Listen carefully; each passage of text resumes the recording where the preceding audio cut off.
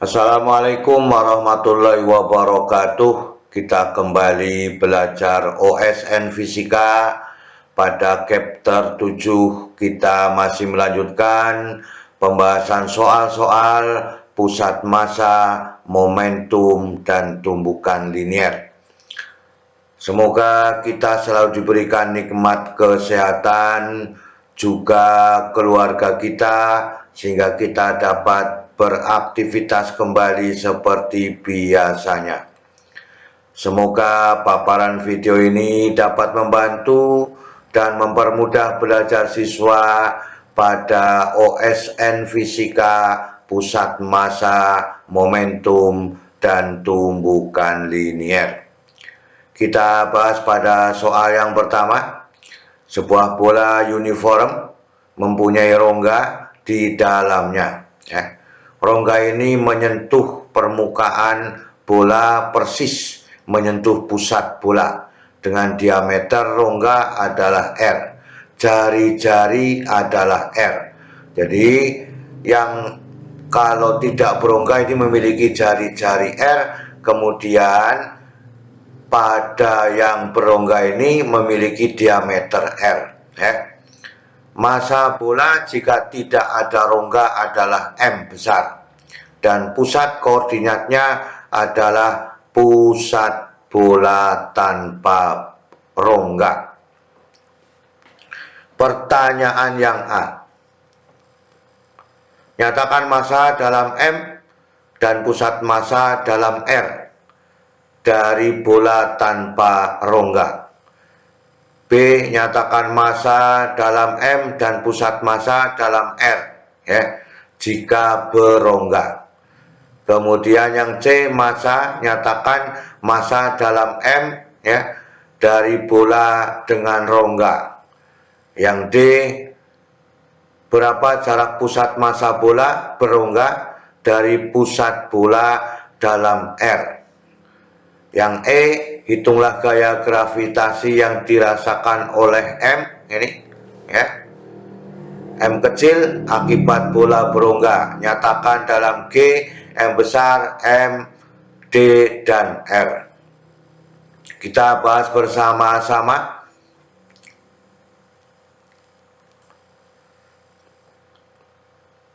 Jadi benda M kecil ini memiliki jarak D, kemudian bolanya kalau tidak berongga memiliki jarak R, kalau berongga diameternya R. Berarti di sini jari-jari yang berongga ini adalah R/2 kan itu. Bola tanpa rongga, maka R adalah jari-jari tanpa rongga, M adalah massa tanpa rongga, V adalah volume tanpa rongga, kemudian X pusat massa 1 pada yang ini itu jarak pusat tanpa rongga. Kemudian bola berongga R aksen jari-jari bola berongga, maka ini kita sebut sebagai R/2 karena diameternya adalah R. Kemudian M aksen adalah massa berongga, V aksen adalah volume berongga, X pusat massa 2 adalah jarak pusat massa berongga. Ini adalah masing-masing besaran-besaran yang dibutuhkan supaya tidak keliru. Yang berongga kita ambil dengan aksen-aksen Maka massa pada bola tak berongga adalah rho dikalikan dengan V. Maka volume bola adalah 4/3 R/3. Jadi M itu sama dengan rho kali V sama dengan rho 4/3 R/3. Ini massa pada waktu bola tidak berongga Kemudian M aksen ini itu diambil dari rho V aksen itu sama dengan ini R/3 dimasuki ini maka R/3 berarti R/2 pangkat 3, maka menjadi 1/8 1/8 dikalikan 3 ya, dikalikan 1/3 adalah 1/24, maka M aksennya sama dengan rho V aksen sama dengan rho dikalikan 4 dibagi 24 pi R pangkat 3. Caranya menentukan M aksen ini dimasukkan ke sini ya, maka menjadi ya R/2 pangkat 3 ya. Maka dengan demikian R pangkat 3 dibagi 8. 8 kali 3 24, maka ini yang kita inginkan adalah 4 dibagi 24 pi R kuadrat, pi R pangkat 3. Sehingga M aksennya ya dari massa tak berongga, maka M aksennya menjadi 1/8, 4 dibagi 3 pi R pangkat 3. Itu yang diinginkan ya, beberapa besaran dari massa berongga dan tidak berongga ya, itu dikatakan memiliki hubungan 1/8 dikalikan 4/3 pi R pangkat 3. Sehingga M aksennya sama dengan M dibagi dengan 8. Ini adalah besaran-besaran yang harus disimpulkan terlebih dahulu untuk mempermudah perhitungannya. Hubungan besaran keduanya ya, maka R aksen itu sama dengan R/2, maka V itu sama dengan ya 4 dibagi 3 pi R pangkat 3, maka V aksennya menjadi ya 4 dibagi 24 pi R pangkat 3 ya. Sekarang pertanyaannya, yang A, pusat massa pada yang tidak berongga ya, pusat massa yang tidak berongga. Kemudian B, pusat massa ya pada berongga ya. Yang C, M aksen itu sama dengan berapa M. Nah, kemudian yang D ya, pusat massa pada R ya, pusat massa pada R ya, jarak pusat massa terhadap R atau sebagai fungsi R, atau pusat massa gabungannya ya. Yang E, berapakah F sistemnya apabila terjadi gaya gravitasi antara M kecil dengan bola berongga. Nyatakan dalam G M besar M, D, dan R. Kita lanjutkan. Kita cari soal yang kita cari jawaban yang A. Jarak pusat massa dalam M ya tanpa berongga itu sama dengan 0. Berarti ya jarak pusatnya sama dengan 0. Maka dengan demikian untuk jawaban A sederhana, yaitu XPM 1 yang tidak berongga adalah sama dengan 0. Kita lanjutkan. Pada pusat massa yang berongga, hubungan M ya dengan M aksen itu sudah diketemukan bahwa M aksen sama dengan M dibagi dengan 8. Maka X PM pada 2, pusat massanya pada yang berongga adalah R dibagi dengan 2. Jadi kita mudah menentukannya karena ini sudah dilakukan, ketemunya adalah M/8 dari R/2, maka jarak pusat massa pada berongga adalah R dibagi dengan 2. M aksen berapa M? Maka hubungannya adalah delta M ya, itu sama dengan ya M dikurangi dengan M aksen, maka M dikurangi dengan M dibagi dengan 8 itu sama dengan 7M dibagi 8. Jadi selisih massa yang berongga, yang tidak berongga dikurangi dengan massa yang berongga, itu dikatakan sebagai bentuk hubungan antara M dan M aksennya sebesar 7M dibagi dengan 8. Kita lanjutkan. Berapakah jarak pusat massa gabungannya? Maka kita mulai dari ya persamaan bahwa ya. XPM sama dengan M dikalikan XPM 1 dikurangi M aksen, XPM 2 dibagi dengan M dikurangi dengan M aksen. Ini sudah ada semua besarannya, ya. Maka dengan demikian ini adalah masanya, ya. Massa tidak berongga, ini massa berongga, ya. Maka dengan demikian kita masukkan nilainya M dikalikan 0 dikurangi M per 8, ya. Ini M per 8 dikalikan R per 2 dibagi M dikurangi M dibagi dengan 8. Maka hasilnya, ya, kita lihat di sini, ya. Ini 8 dikalikan 2 16, kan itu 16. Kemudian ini masih ada, ya, 7 per 8, kan itu.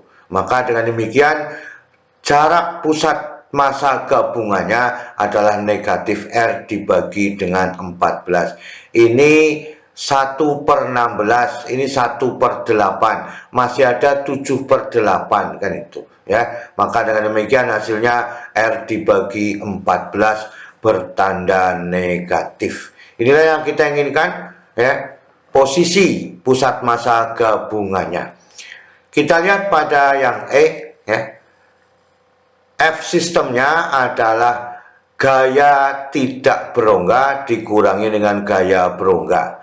Karena yang ditanyakan adalah gravitasinya, maka G M besar dengan M dibagi dengan D kuadrat. Dari M kecil sampai bolanya itu jaraknya D. Kemudian, ya, dikurangi dengan G M besar M dibagi, ya, dari yang berongga itu D dikurangi dengan R per 2, ya, jari-jarinya, karena diameternya adalah R.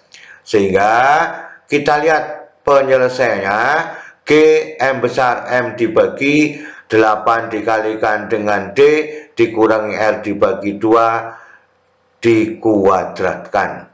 Maka hasilnya silahkan disamakan penyebutnya, ya. Dihitung, disamakan penyebutnya, maka menemukan G M besar M dibagi D kuadrat dikalikan 7D kuadrat dikurangi, ya, 8DR dikurangi 2R kuadrat dibagi 8D kuadrat dikurangi 8DR dikurangi 2R kuadrat. Inilah yang kita inginkan pada soal nomor 1. Perlu diperhatikan untuk yang dikatakan pecal atau tidak berongga itu memiliki pusat massa sama dengan 0, ya. Kemudian yang berongga itu M aksennya adalah M dibagi dengan 8, ya.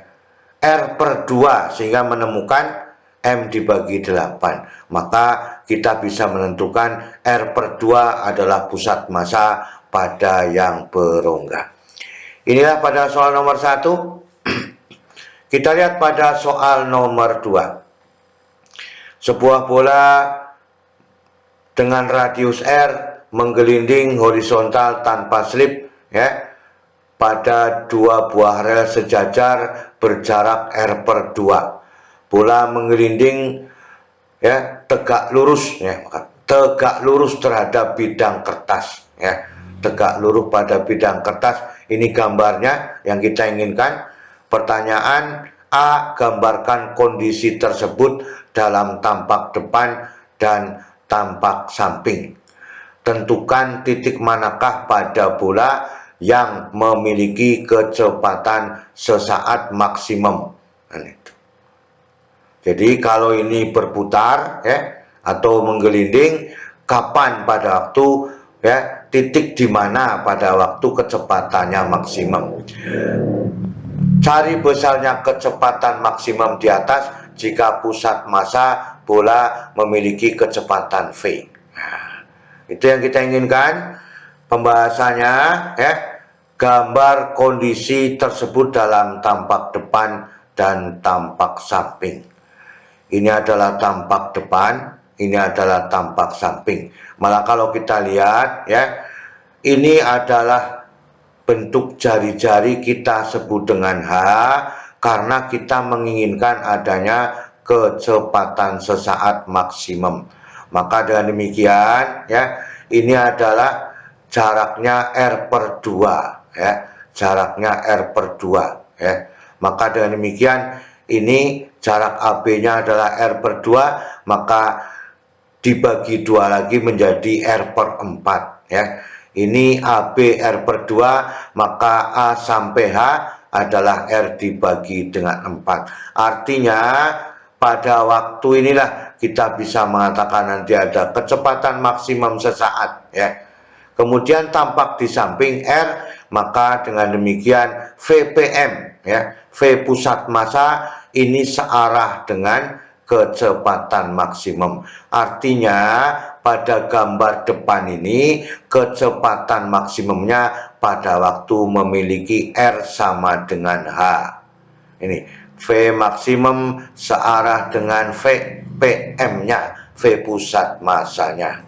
Itu yang bisa diterangkan pada soal A. Kita lihat pada soal B. Maka V maksimum searah dengan V pusat massanya, maka kita bisa menghitung ini sisi miring ya. Ini adalah R/4 ya. Maka dengan demikian yang berhimpit dengan jarak AB ini adalah R/4. Sehingga dalil Pitagorasnya menentukan ini adalah sisi miring, maka ini R kuadrat ditambah H kuadrat ditambah R kuadrat per 16 kan itu ya. Kita lihat dalil Pitagorasnya. Nah, R dibagi 4 kuadrat ditambah H kuadrat itu sama dengan Pi sama dengan R kuadrat.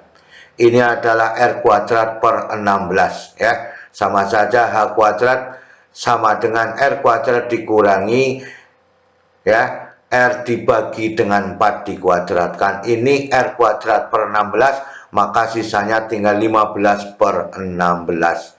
Maka boleh dituliskan 15 per 16 R itu menjadi R akar 15 dibagi dengan 4. Ini pada waktu terjadi pada pusat massanya. Ini V maksimum sama dengan arahnya dengan pusat massanya.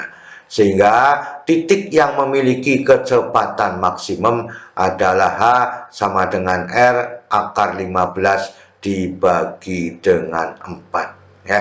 Itu pada soal yang kita inginkan pada soal B ya.